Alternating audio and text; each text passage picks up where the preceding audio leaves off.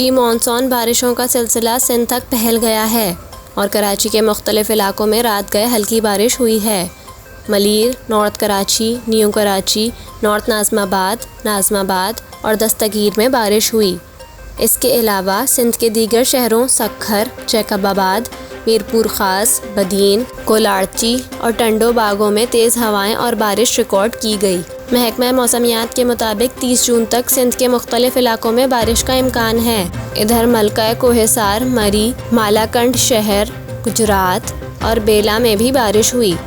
महकमा मौसमियात का कहना है कि आज इस्लामाबाद, पंजाब, बालाई खैबर पख्तूनख्वा, मशरकी बलोचिस्तान, गिलगित बल्तिस्तान और कश्मीर में चंद मुकामात बारिश का इम्कान है। दूसरी जानिब सवाबी में बारिश के बायस मकान की छत गिरने से 2 बच्चे जाँ बहक हो गए और 5 अफराद ज़ख्मी भी हुए।